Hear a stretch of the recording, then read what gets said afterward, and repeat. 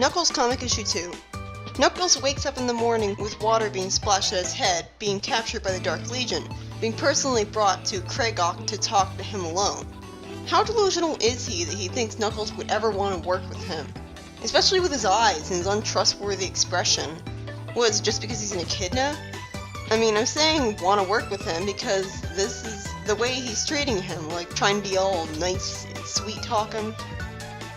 Knuckles gets unshackled so that he can sit down properly and is warned that Kragok's men will take action against him if he tries anything.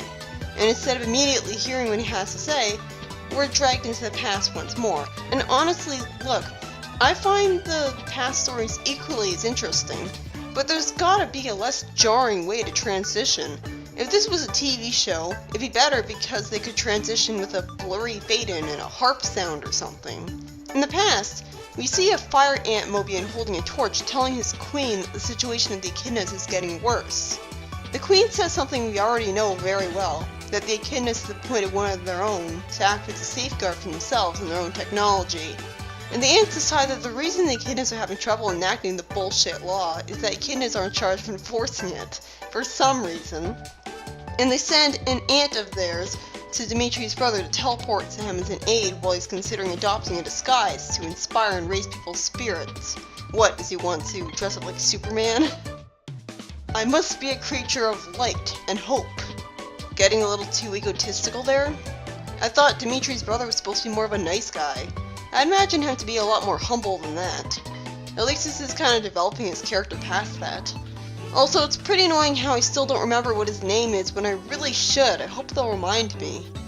The ant guy says that their enemies already have the Cloak of Secrecy, and that they need to try to look more like the good guys by being honest. The ant then somehow knows that his son is in grave danger for having discovered the truth. What, do ants have invisible security cameras all over the city? Why would they care so much? And what truth? All he did was walk into a sort of assembly.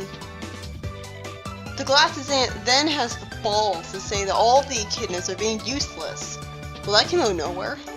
Naturally, this causes Dimitri's brother to run off, saying that now is the time to act. What action could he possibly take to make this better? He must be really desperate. Meanwhile, Knuckles the hothead shows that he's predictable by immediately trying to attack Kragok the minute he was unshackled, even though he was clearly told the consequences. And since I doubt he's planning to murder him right then and there, what's the point of attacking him? Especially surrounded by his men. I don't know who's stupider, Knuckles right here or Kragok for unshackling him in the first place. Why would he care about being polite by letting him sit down properly? I actually smiled and chuckled at Knuckles' remark here. Kragok tells him that he totally doesn't need his guards to handle him, and then Knuckles just asks, "Then why are they still holding me, head?"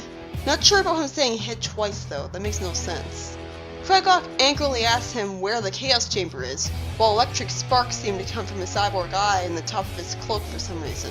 If he can summon electricity at will, why doesn't he just try to torture the information out of him with that? Instead, he sends his men to fight Knuckles for it, and predictably they all get defeated. Knuckles then takes one of their costumes as a disguise, explaining that all echidnas are roughly the same size somehow, which is how he was able to wear it. I'm guessing by this he means provided that they're in the same age range, because we know younger ones are shorter. And he has no problem doing this because Kragok ran off instead of staying right there or joining in on the attack. If he had just stayed put, Knuckles would have been screwed, because he would have been right in front of him, so he wouldn't have been able to get away with putting on a disguise. We suddenly cut back to the past, where some Dark Legion members are wondering if Dimitri's nephew could have survived the crash. After he gets himself killed or something, somehow fighting them, and Dimitri's nephew naturally shows a lot of survivor guilt at this, the glasses ant teleports here at exactly the wrong time, saying that he's here to help. Really? If you're here to help, why weren't you there to use your fire breath to save this guy? If he knows exactly where to teleport, why doesn't he know exactly when? Why did he do it at the wrong time? Then Knuckles reunites with the Chaotix in his disguise, and knocks out some of the guards, fortunately with the writers letting him put his hood down rather than having Espio continue to believe it's somehow a trick and having a long dragged out pointless fight. And then Knuckles says that they need a diversion. Charmy suggests using that chariot over there. Why didn't he just say tanks? That's clearly what it is. Why would a kid growing up in a modern society even know what a chariot is to the point of assuming a tank is one, instead of not knowing what a tank is? Was that supposed to be funny? Then we see Knuckles' father watching Knuckles pointlessly through a camera monitor relate to how things are turning out. Archimedes then teleports them easily, so I guess his teleportation range isn't as limited as I thought. That seems too easy. Knuckles' father is somehow not surprised by him showing up and was impatient for him, and then the alarm goes off, and Knuckles' father says that in all of his haven's existence, it has never been penetrated by an enemy before. By the way, he's now wearing white instead of his old black cloak. What's with the wardrobe change? Did he decide he liked his brother's outfit better? Well, his enemies are also wearing black cloaks, so I guess he doesn't want to associate himself with them. Then it turns out the guest was actually Athori. Oh, so he cared enough to show up now, but not when Bunny and Antoine were imprisoned in your own favorite crater.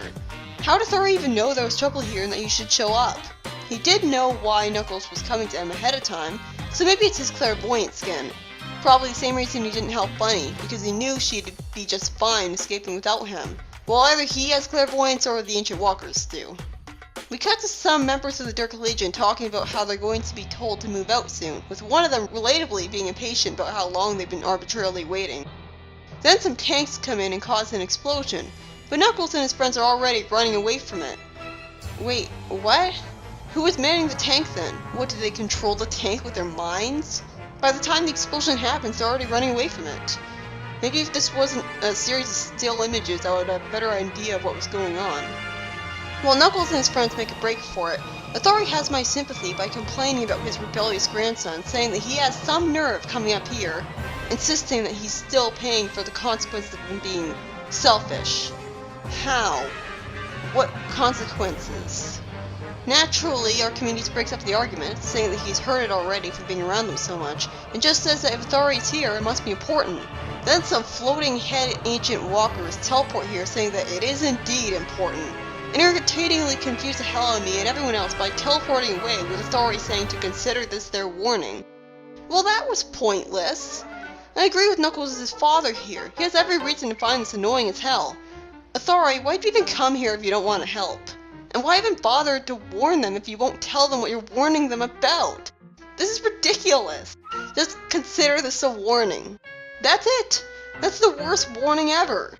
And speaking of pointless, I'm starting to feel like, or at least I was starting to feel like a couple issues after this, I'm starting to feel like the Knuckles father watching what's happening sections are pointless. I mean, he hasn't really done anything, he's just commenting on the situation like a distant observer.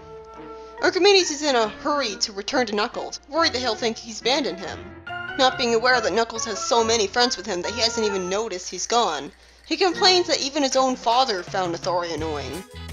But sadly, he's completely ignored by Knuckles' father, who insists that his wisdom is more important here, even though Knuckles could really use a fire breather on his team right now. And if he values his wisdom so much, then you'd think he would trust his wisdom enough to let him go with Knuckles. Oh, Edmund! That's Dimitri's brother's name! Anyways, we cut back to seeing Edmund's son in the past, working out and then getting an education, mastering the sciences as well as developing morality. Wait a minute, science? I thought the kid has banned science. Why is he allowed to learn about it? And not to mention, I never heard of Knuckles being trained to master science and philosophy. Man, they really downgraded the whole Guardian training process as the years went on. As a reward for all this making him supposedly a better Guardian, even though you only should really need to be strong to guard something. I mean, you don't see bodyguards in real life learning everything about science and philosophy to be a better Guardian. Anyways, he's shown the Chaos Chamber as a reward for all that, which reminds me, I guess Edmund didn't die because I could have sworn I saw in a flashback earlier that Dimitri's brother went on to become the first Guardian of the Emerald. So, huh? Did he not really die? Is he actually captured in a stasis or something and gets brought back to normal or something? Anyways, Edmund's son is told that his past and future is here. Why his past, though? And all he has to do is believe to channel his energy into the Emerald. Why would he need to do that? It's not explained right away. Then he's led to the base of operations for him and his future Guardians, the place where the technology was abandoned. Okay, what? But the kidnappers swore off technology, so they think it's bad, but not if a Guardian is using it. Well, hypocrisy around this does make sense, as the whole concept of banning and hating all technology is extremely stupid. So logically, even people trying to follow and preach that concept would want to find any exception they can if it suits them. But I'd be happier if they just stopped trying to give lip service to a concept they know deep down is bonkers then. The annoying thing is we don't even see him point out this hypocrisy. We didn't even see him complaining about being taught science when echidnas are against science now. We then cut back to the present, where a bunch of trees are destroyed by Kragok chasing after Knuckles and his friends. Vector is about to idiotically give up, saying he doesn't care if it kills him in the process, purely because he's fed up with running. Chill, Vector. I don't see that as being in character for Knuckles to say.